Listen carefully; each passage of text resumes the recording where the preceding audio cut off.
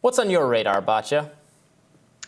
Something we cover on here a lot is the giant faceplant the scientific community has done over the course of the pandemic.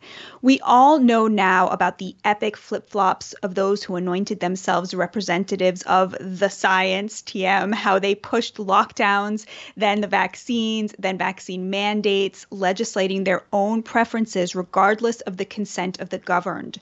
From the safety of their own homes, which skyrocketed in value, leftist elites in medical, political, journalistic, and policy fields imposed what worked for them. Indeed, what made them even richer on the millions of working class Americans whose labor they relied on to survive.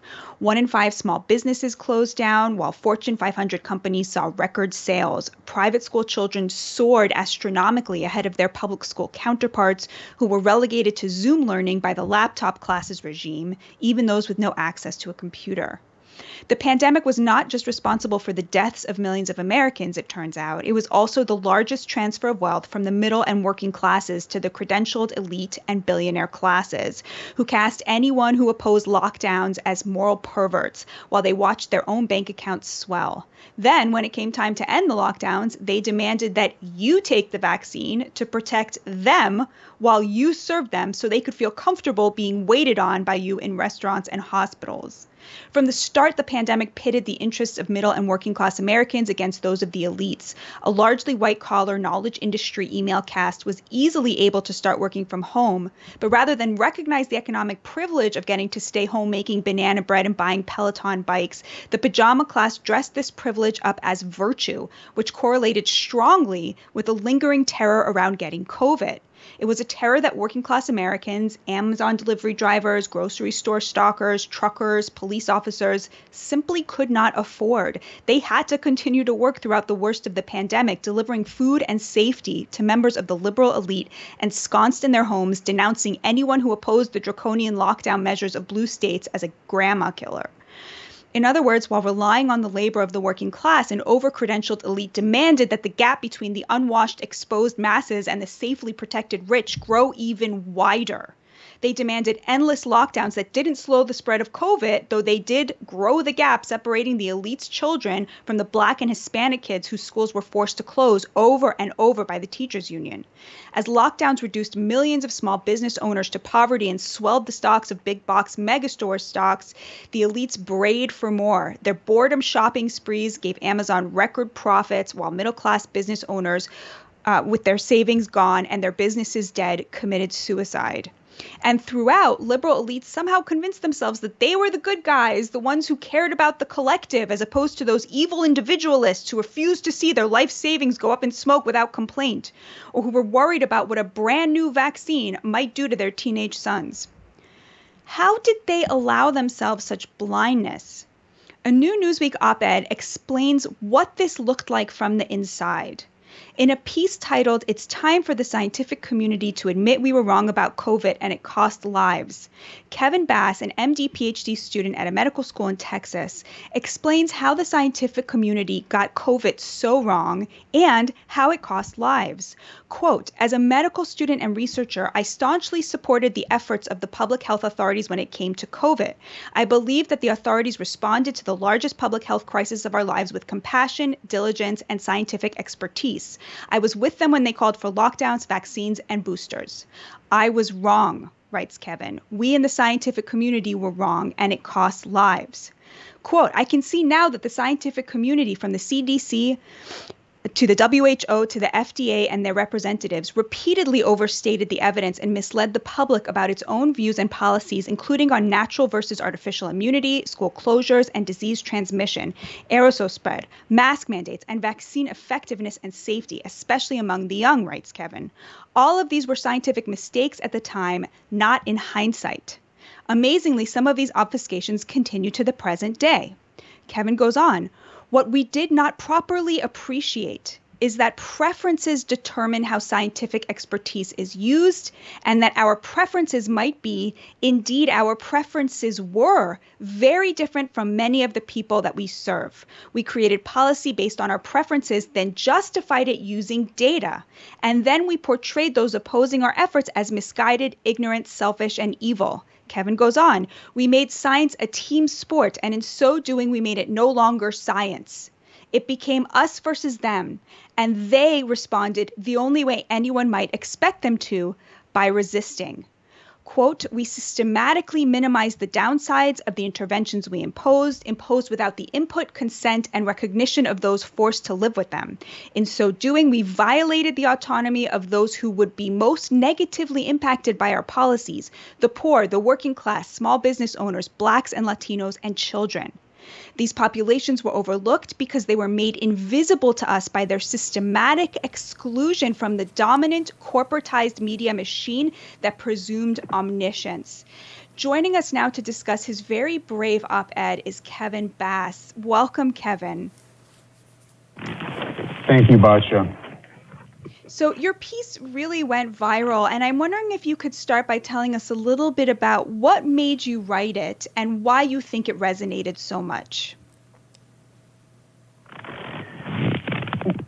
When I was sitting here listening to your discussion of the piece and the discussion of the pandemic, I was just reminded, especially by how powerful the way that you put things, I was reminded about the emotional valence that I felt that originally drove me to write the piece.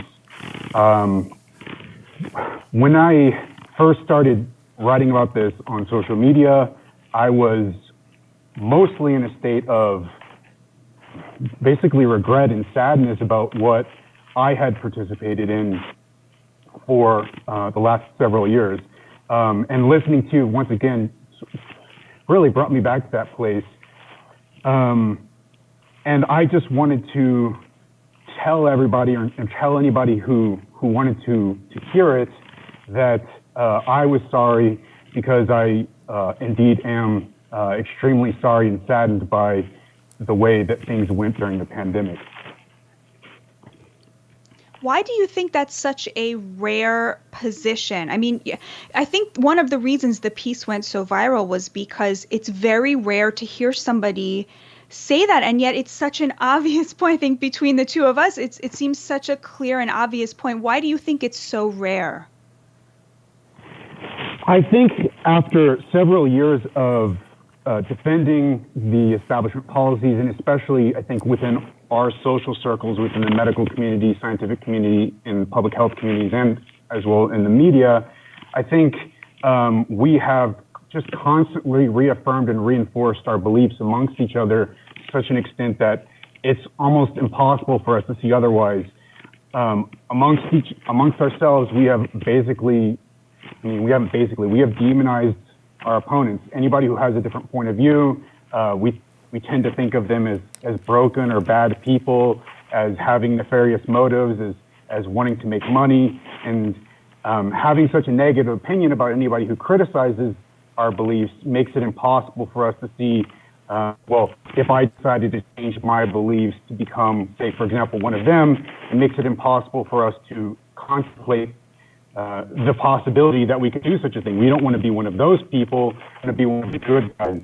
And so since created this dichotomy of good and bad guys, it's just almost impossible for us to see outside of that and then make that transition. It requires really deconstructing and taking apart those beliefs that we've had ingrained in us and that we've been ingraining in each other to allow us to be able to then switch our positions. And I think this is one of the main reasons why almost nobody seems to be able to do this. And then many people who are even reading my piece are so resistant to the things I'm saying. In fact, many of my friends think that that I've somehow lost it, and I don't, because now I'm on the other side, and now I'm, that's the only way I could possibly be on the other side, is if I've lost it for some reason. It's actually very sad.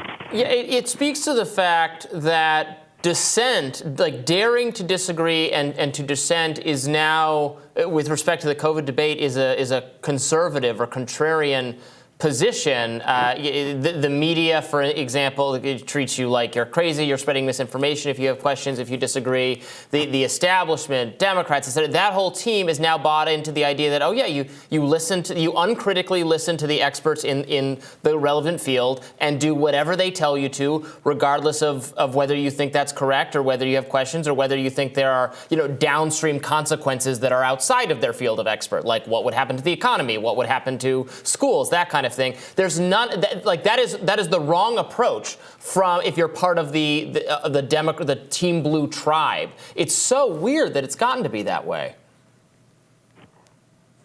Yeah, it's unbelievable that we can't think for ourselves anymore. We can't question things. We can't criticize things, and we have to have one team or the other team, or you're either a good or a bad person. Democratic discourse and democratic civil discussion requires us to be able to consider other points of views, and if we can't consider other points of views, then we can no longer really have, then we can just dismiss large swaths of the population for their preferences and think that they're illegitimate. That's no longer a democracy. Quite right, Kevin. Thank you again so much for this brave piece and for joining us today. It was so great talking to you. Thank you, Batya. It was a pleasure. More Rising right after this.